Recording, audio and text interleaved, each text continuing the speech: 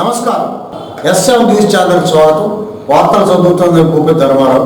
నేటి వార్తల్లోని ముఖ్యాంశాలు. అంగన్వాడీలు తలపెట్టిన రాష్ట్ర బంద్ విరమణ.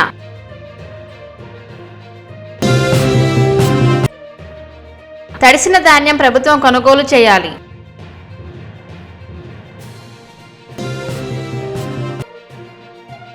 హత్య కేసులో ఛేదించిన సిబ్బందిని అభినందించిన సీఐ రామ్మోహన్ రావు.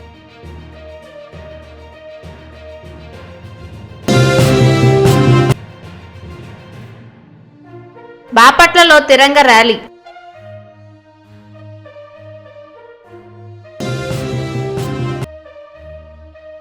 ఇళ్ల స్థలాల విషయంలో నిబంధనలు సడలించాలి.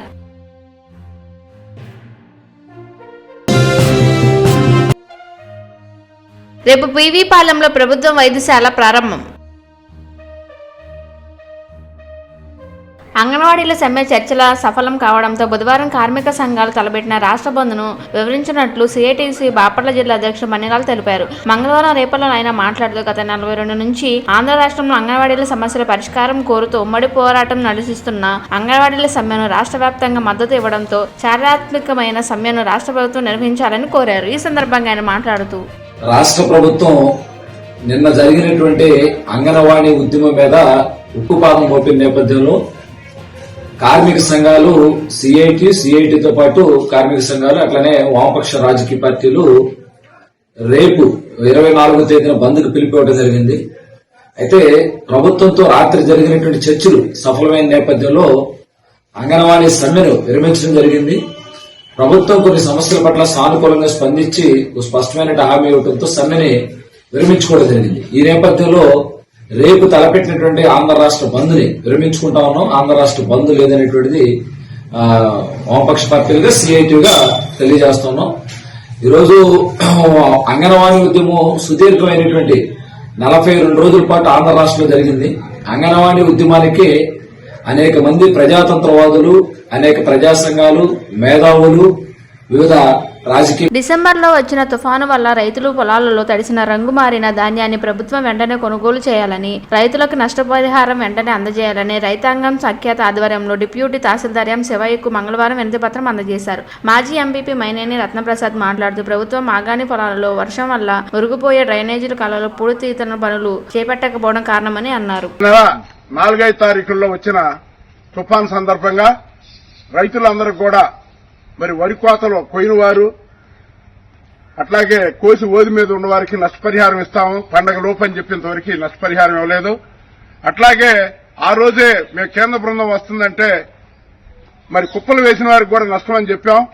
కానీ ఆ కుప్పలు వేసిన వారికి ఎవరికి మరి పైన వర్షం, కింద మరి మురికాలంలో సాగు చేయకపోవటం వల్ల నీళ్లు ఎదురుదన్ని మరి మోకాళ్ళ లోతుకు పైగా మరి నీరుండి మరి 2 వరుసలు పూర్తిగా దెబ్బతినిపోయి కుప్పకి 7-8 బస్తాల నష్టం జరిగింది. పైనుంచి వర్షం రావటం వల్ల మొత్తం రంగు మారిపోయినాయి. మరి రంగు మారిన బియ్యం అన్ని కూడా వడ్డన్ని కూడా కొంటామని చెప్పి ఇంతవరకు కొనలేదు. అయ్యి 1000 రూపాయలకి నుంచి 1100 లోపు మరి కొనే పరిస్థితి ఉంది ఇవాళ. కాబట్టి రైతులు పెద్ద ఎత్తున మరి వాస్తవంగా ఈ రోజు చూసుకుంటే ఎస్సీ, ఎస్టీ, బీసీ లేకపోతే పేదలు వారు కౌలు చేసేది 100కి 70% వారే. వారందరూ కూడా మరి దిక్కుదోసిన పరిస్థితిలో ఉన్నారు. పండగ ముందు ఇస్తానన్న నష్టపరిహారం ఏమలా, మరి కొంటానన్న ధాన్యం ఇంతవరకు కొనలా. కాబట్టి రంగు మారిన ధాన్యం మరి పూర్తిగా ప్రభుత్వమే కొనాలి. డైరెక్ట్ గా మిల్లర్లాలు కాకుండా ప్రభుత్వమే కొని మరి వీళ్ళందరినీ ఆదుకోవాలనే ఉద్దేశంలో మా రైతుల తరఫున మరి ఎస్సీ, ఎస్టీ అందరం కూడా కలిసి ఈ మెమోరాండం వీటి జరుగుతుంది. ప్రభుత్వం ఇప్పుడైనా స్పందించాలి, లేకపోతే ప్రజలు మరి రాబో ఎన్నికల్లో మరి వారికి సరైన మరి గుణపాఠం కూడా చెబుతారని ఈ సందర్భంగా తెలియజేస్తున్నాం. మీరు ఇచ్చిన మెమోరాండాన్ని కలెక్టర్ గారికి తెలియపరుస్తారండి. అమర్తులూరు మండల పరిధిలోని ఇంటూరు గ్రామంలో ఇటీవల హత్యకు గురి కాబడిన బొలిమేర తిరుపతయ్య కేసు నమోదైన దగ్గర నుంచి అహర్నిశలు శ్రమించి ఛేదించిన సిబ్బందిని Amarthaluru SI P సురేష్ను Chunduru SI ఏ రామ్మోహన్ రావు మంగళవారం అభినందించారు. ఈ కార్యక్రమంలో చుండూరు ఏఎస్ఐ గొల్లపూడి రాజ్ కుమార్, కానిస్టేబుల్ సురేష్లకు కూడా అభినందనలు, వారిద్దరికీ రివార్డు అందజేశారు. చేయించడం జరిగింది. దీని తర్వాత ఈ యొక్క కేసులో కేసు రిజిస్టర్ అయిన దగ్గర నుంచి కూడా అహర్నిశలుగా డే అండ్ నైట్ నిద్ర కూడా లేకుండా శ్రమించి ఈ కేసును ఛేదించినటువంటి మా ఎస్ఐ గారు మరియు మా యొక్క ఏఎస్ఐ గారు అయినటువంటి రాజ్ కుమార్ మరియు కానిస్టేబుల్ సురేష్ గారు చాలా కృషి చేసి ఈ యొక్క కేసును ఛేదించడం జరిగింది. అందుకని వీరిని కూడా అభినందిస్తున్నాను. ఈ కేసుని త్వరగా కంప్లీట్ చేసి ఛార్జ్ షీట్ వేసేస్తాను.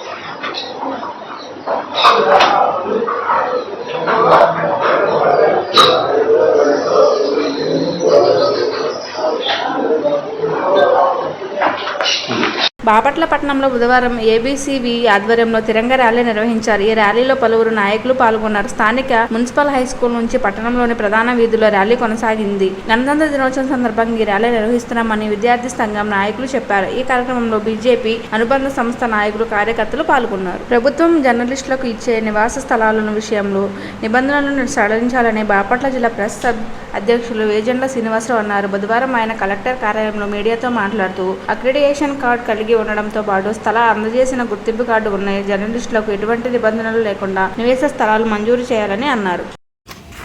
ఈరోజు బాపట్ల జిల్లా కలెక్టర్ గారిని కలవటం, జాయింట్ కలెక్టర్ గారిని కలవటం జరిగింది. రాష్ట్ర ప్రభుత్వం ఎంతో ప్రతిష్టాత్మకంగా జర్నలిస్టులకి ఎక్రిడిటేషన్ కార్డు కలిగిన వారికి ఇళ్ల స్థలాలు మంజూరు చేస్తున్నామని ఒక జీవోని పాస్ చేశారు. ఆ జీవో ఎంతో గొప్పగా ఉంది. ఎంతో సంతోషపడ్డాము జర్నలిస్టులు అందరూ కూడా.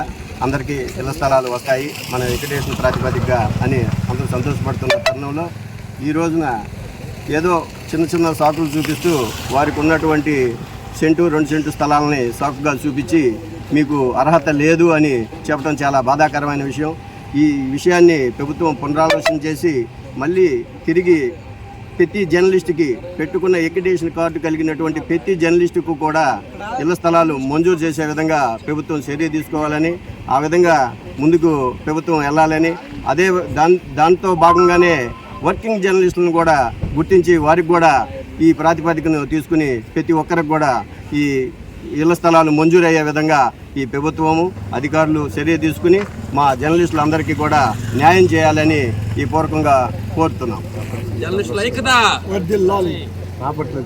పిట్లవానిపాలెంలో మండల కేంద్రం 7.5 కోట్ల రూపాయలతో నూతనంగా నిర్మించిన సామాజిక ఆరోగ్య కేంద్రం నూతన భవనాన్ని గురువారం 10 గంటల నిమిషాలకు ప్రారంభిస్తున్నట్లు సామాజిక ఆరోగ్య కేంద్రం సూపరింటెండెంట్ డాక్టర్ లలిత తెలిపారు. నూతన భవనాన్ని వైద్య శాఖ ఆరోగ్య మంత్రి విడుదల రజని ప్రారంభిస్తారని చెప్పారు. బాపట్ల సభ్యులు కోన రఘుపతి స్థానిక నాయకులు హాజరవుతారని అన్నారు.